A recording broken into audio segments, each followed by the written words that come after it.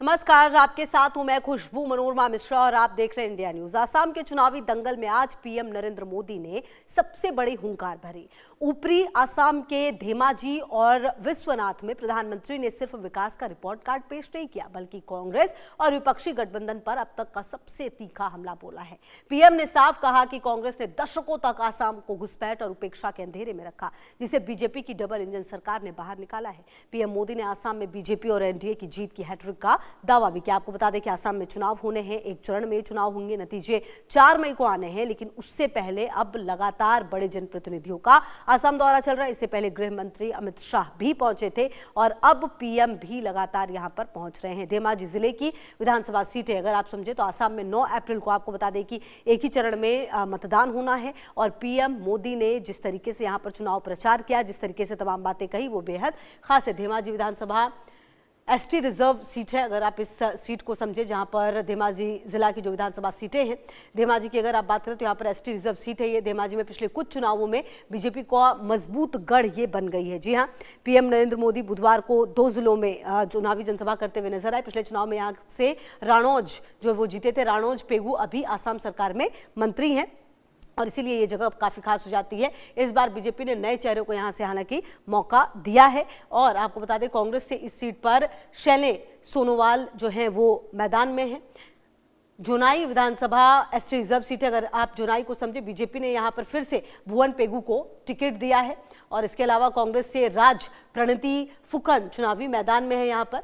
और धेमाजी की बात करें तो जैसा हमने आपको बताया एसटी रिजर्व सीट है और विश्वनाथ जिले की जो है वो भी हम बात करेंगे। इससे पहले एक रिपोर्ट भी आपको दिखा देते हैं।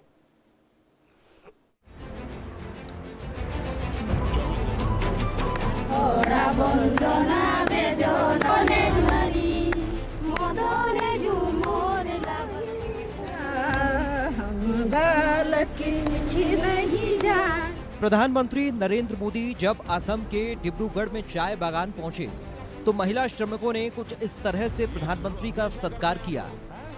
प्रकृति की गोद में महिलाओं ने एक लय में जगत जननी मां गीत गाकर डिब्रूगढ़ के चाय बागानों का दृश्य वाकई मंत्रमुग्ध कर देने वाला होता है। वहां की महिलाएं जब एक लय में जगत जननी मां की स्तुति गाती हैं तो वो केवल एक गीत नहीं बल्कि उनकी गहरी आस्था और मिट्टी से जुड़ाव का प्रतीक बन जाता है। चाय बागान में प्रधानमंत्री ने महिला श्रमिकों के साथ मिलकर चाय की पत्तियां भी तोड़ी। असम में बीजेपी के लिए चुनाव प्रचार करने पहुंचे प्रधानमंत्री मोदी डिब्रूगढ़ के चाय बागानों में उतरे। चाय की पत्तियां तोड़ती महिलाओं के साथ बैठे, संदेश दिया कि कैसे एक चाय वाला प्रधानमंत्री के पद तक पहुंचा। पीएम मोदी का ये अंदाज महज चुनावी नहीं बल्कि असम के टी ट्राइब्स के बीच एक गहरा भावनात्मक जुड़ाव है। टी ट्राइब्स महिलाओं के साथ बातचीत की, उनकी समस्याएं सुनी, उनके साथ फोटो भी खिंचवाई। चाय बागान से चाय की खुशबू लिए धेमाजी के गोगामुख पहुंचे प्रधानमंत्री मोदी ने चुनावी जनसभा को संबोधित किया तो वादा किया कि असम सिर्फ चाय के लिए ही नहीं बल्कि चिप के लिए भी पहचाना जाएगा। प्रधानमंत्री ने विकसित असम का रोड मैप रखते हुए असम में सेमीकंडक्टर प्लांट के जल्द शुरू किए जाने की बात कही।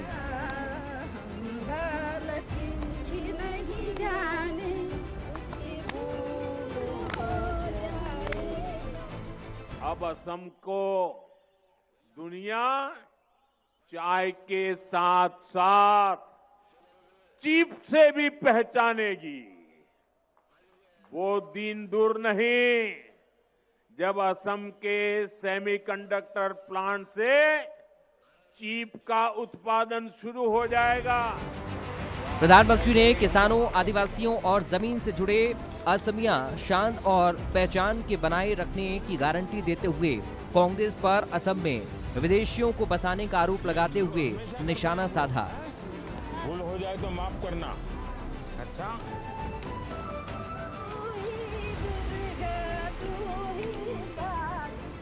पहले कांग्रेस असम में घुसपैठियों को खुली छूट देती थी, यहां किसानों और आदिवासियों की जमीन पर कब्जे करने दिए। अब जब बीजेपी एनडीए सरकार इस अवैध कब्जे को हटा रही है तो कांग्रेस इस पर भी बवाल कर रही है। साथियों, कांग्रेस असम में विदेशियों को बसाना चाहती है। असम की मूल संतानों को अल्पसंख्यक बनाना चाहती है। डबल इंजन की सरकार में असम में पिछले 10 सालों में विकास का लेखा जोखा देते हुए पीएम मोदी ने कांग्रेस पर असम के समाज को बांटने का भी आरोप लगाया।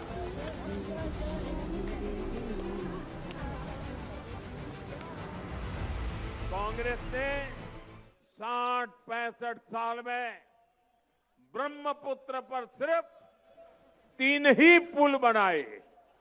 60-65 साल में कितने पुल?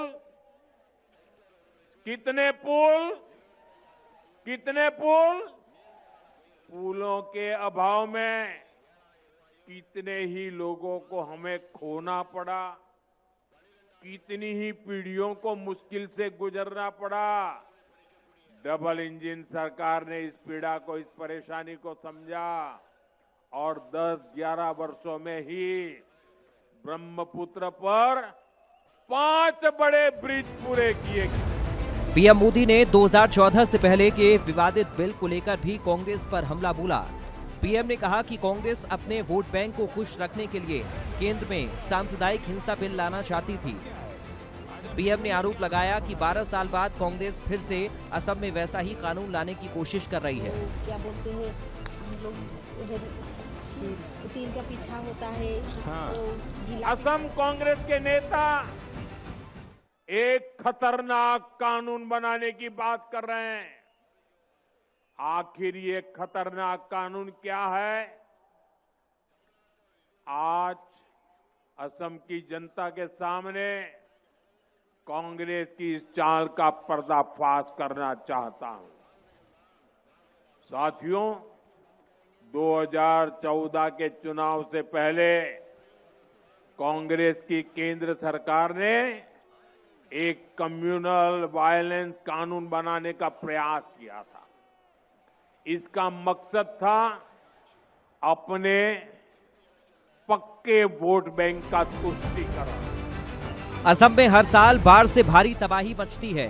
मुख्य रूप से ब्रह्मपुत्र नदी और उसकी सहायक नदियों के कारण प्रदेश के करीब 40% हिस्से प्रभावित होते हैं, जिससे लाखों लोगों को घर-बार छोड़कर सुरक्षित जगहों पर शरण लेनी पड़ती है। हर साल आर्थिक नुकसान भी होता है। गोगामुख के बाद विश्वनाथ में जनसभा को संबोधित करते हुए पीएम मोदी ने भरोसा दिया कि जल्द ही लोगों को बाढ़ और भूमि कटाव की बड़ी परेशानी से राहत मिलेगी।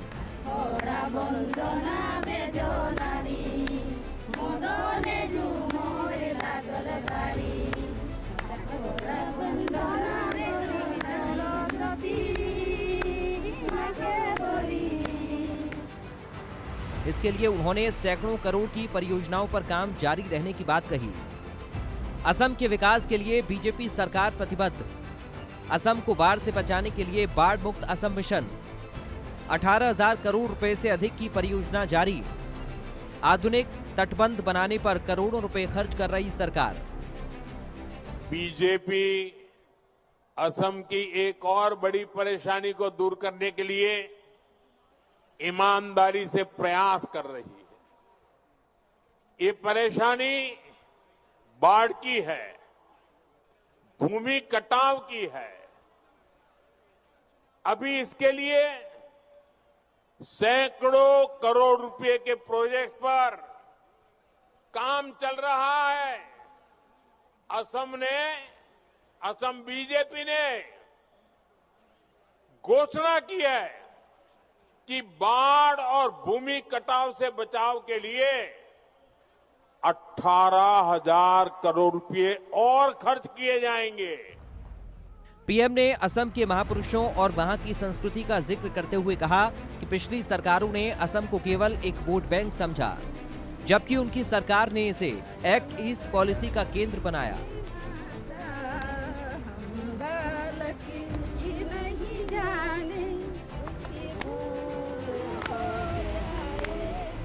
असम की जनता भारत रत्न भूपेन हजारिका जी का अपमान भी नहीं भूल सकती। बीजेपी एनडीए सरकार ने महान भूपेन हजारिका जी को भारत रत्न दिया, लेकिन कांग्रेस के जो वर्तमान अध्यक्ष हैं, उन्होंने इसका उपहास उड़ाया, मजाक उड़ाई। हमने तो कांग्रेस के उस नेताओं का भी सम्मान किया जिन्होंने असम के लिए, देश के लिए अपना योगदान दिया। बीजेपी असम में लगातार तीसरी बार सरकार बनाने का दावा कर रही है, तो कांग्रेस सत्ता में वापसी की कोशिशों में लगी है।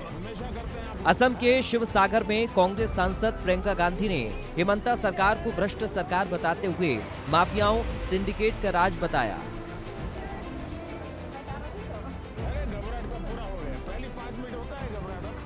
मुझे लगता है कि जनता देख बहुत भ्रष्ट सरकार है, देख रही है कि किस तरह से डरा धमका कर सारा काम किया जा रहा है, माफियाओं का राज है, सिंडिकेट का राज है। मेरे ख्याल से जनता थक रही है और वो देख रहे हैं कि क्या हो रहा है। अपनी एक सभ्यता है, अपना एक असम है जिस पर सबको गर्व है, और वो चाह रहे हैं कि वही असम जो एक समय का असम होता था वही अब उभरे और एक नई सरकार बने। जो बीजेपी ने असम में सरकार बनाने पर अपने संकल्प पत्र में यूसीसी लाने का वादा किया है। कांग्रेस ने इसे बीजेपी की ध्रुवीकरण की कोशिश बताते हुए कहा कि सरकार असल झूठ से भटकाने के लिए ऐसे मुद्दे उठा रही है। भूल हो जाए तो माफ करना। अच्छा,